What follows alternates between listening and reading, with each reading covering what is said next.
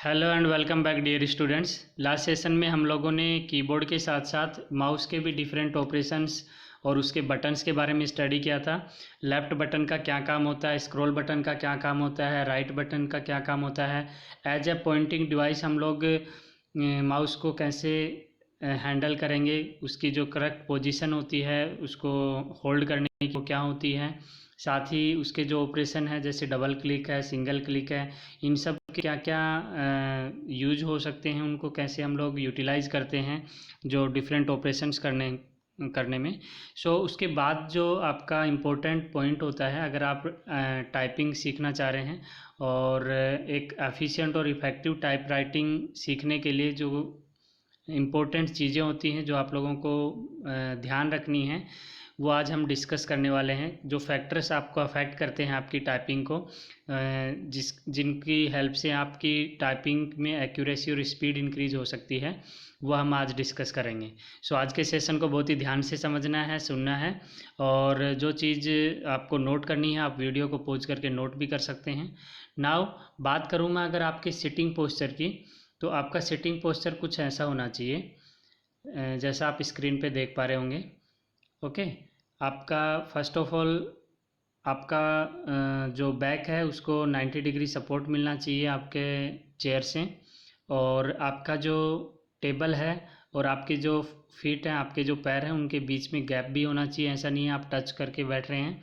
Okay, and आपके feet यहाँ पे कंफर्टेबल होना चाहिए। आप फुट रेस्ट भी यूज कर सकते हैं, या फिर फुट आप ग्राउंड पे भी रख रहे हैं तो आपका रेस्ट पोजीशन में आप बैठेंगे तो ज़्यादा बेटर होगा आपके लिए, उससे आपको थकान नहीं होगी।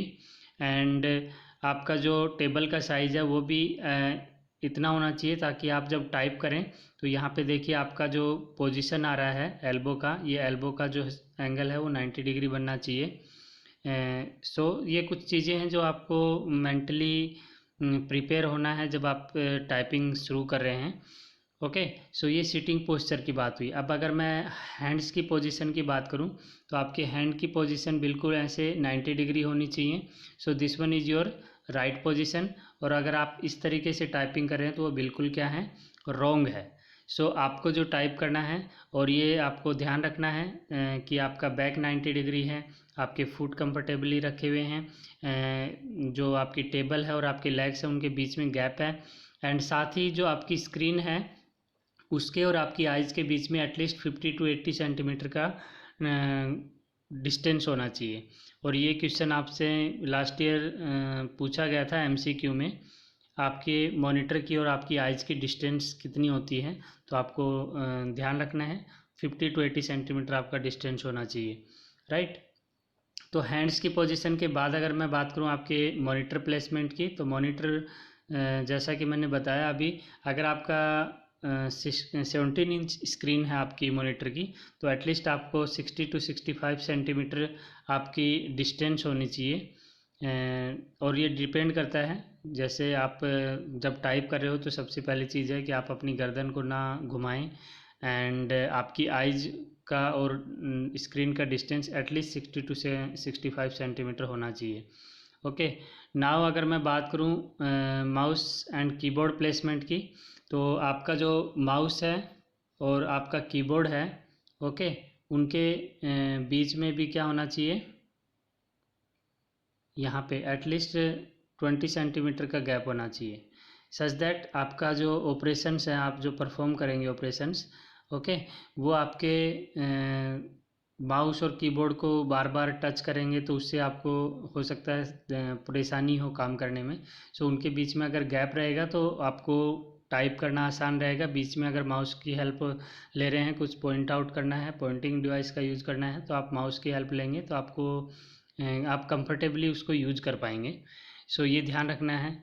साथ ही अगर मैं बात करूँ चेयर या टेबल प्लेसमेंट की, तो मैंने जैसे बताया कि टेबल जो है वो आपके लेग से और टेबल के बीच में गैप होना चाहिए। साथ ही सॉरी, साथ ही जब आप आपकी जो पोजीशन है वो चेयर की पोजीशन और आपके बैक के साथ 90 डिग्री का आपका एंगल होना चाहिए, तो ये आपको ध्यान रखना है।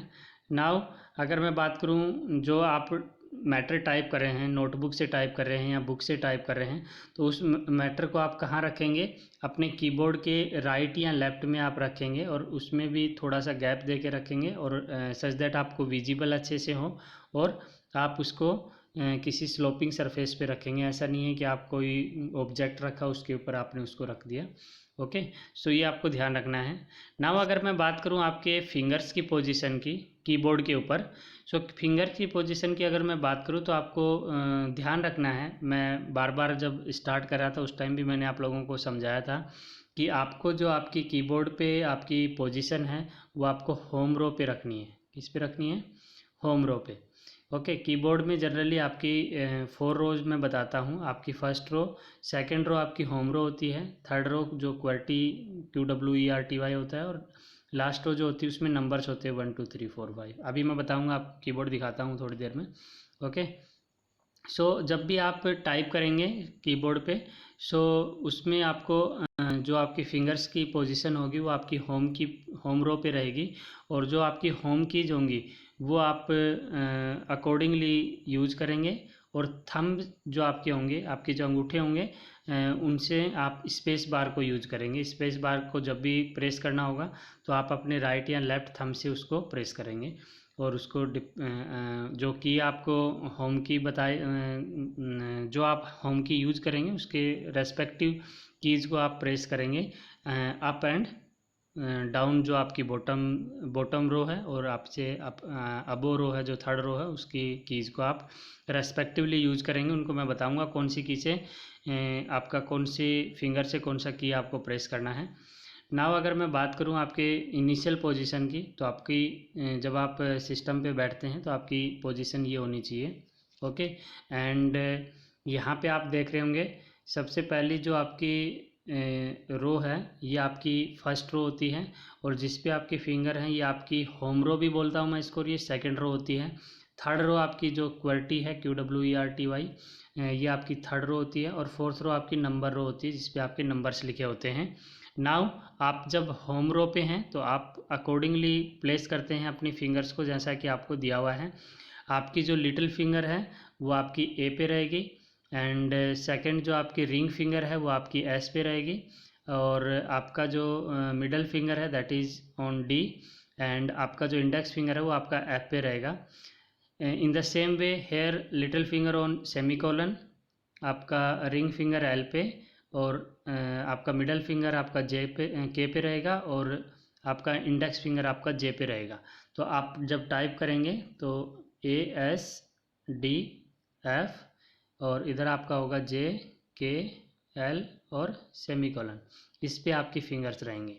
नाउ इनके मिडल में दो आपकी फिंगर्स रह जाती हैं, G और H।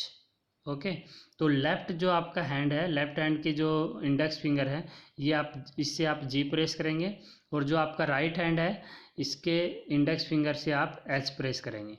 यानी कि आप क्या करेंगे, जो लेफ्ट हैंड इंडेक्स फिंगर है यही यूज करेंगे G को प्रेस करने के लिए, और जो राइट हैंड इंडेक्स फिंगर है इसको यूज करेंगे आप H को प्रेस करने के लिए। सो इस तरीके से आप होम रो को यूज करेंगे जब आप टाइप करेंगे।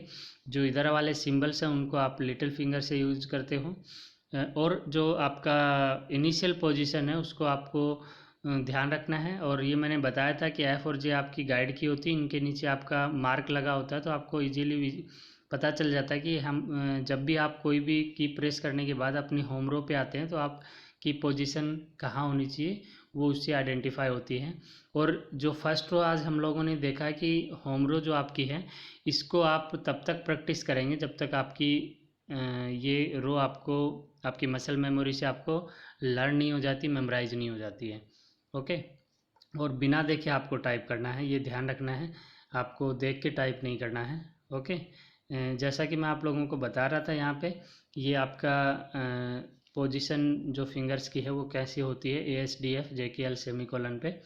नाउ जो रो होती है, जो ASDF रो है वो आपकी होम रो भी कहलाती है, और ये आपकी सेकंड रो होती है क्योंकि फर्स्ट रो आपकी नीचे होती है ZXCY वाली, एंड जो थर्ड रो होती है आपकी that is your upper row, जो QWERTY, that is your third row. And fourth row आपकी नंबर्स होती है, जो फोर्थ रो होती है वो आपकी नंबर होती है, जिसपे नंबर होते हैं 1 2 3 4 5 6। तो इस तरीके से आप कीबोर्ड पे अपनी एलोकेशन ऑफ की टू फिंगर, जो मैं बता रहा था कि आपको अपनी फिंगर्स को कैसे एलोकेट करना है कीज़ को, वो आप यहाँ से समझ सकते हैं। नाउ जो सेकंड रो था उसकी प्रैक्टिस आप लोग करेंगे घर पे। जिसके भी पास भी सिस्टम अवेलेबल है वो इस तरीके से टाइप करेगा, और ये टाइपिंग तब तक करेगा जब तक उसकी टाइपिंग ठीक नहीं हो जाती है। नाउ अगर मैं बात करूँ डिफरेंट, जो आपको ध्यान रखना है वो ये कि आपको कीबोर्ड पे नहीं देखना है, और each letter should come beneath the others, उसके बाद लिखा जाना है। आपको आपका जो माइंड है वो टेक्स्ट पे कंसंट्रेट करके रखना है। And typing should be done quite accurately with the constant rhythm. Repeat this process जब तक आप उस रो के मास्टर नहीं हो जाते, तब तक आप उसको एक्सरसाइज करते रहेंगे, रिपीट करते रहेंगे इसी एक्सरसाइज को, सच दैट आपको धीरे धीरे मेमोराइज हो जाएगा और आप टेक्स्ट को पहचानने लगोगे कौन सा टेक्स्ट कहाँ पे है। सो इस तरीके से हम स्पीड को हमारी एनहेंस कर सकते हैं।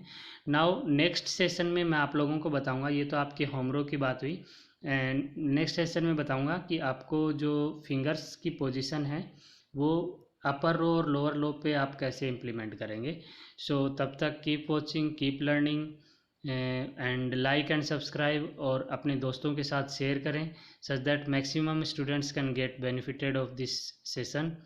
Thank you.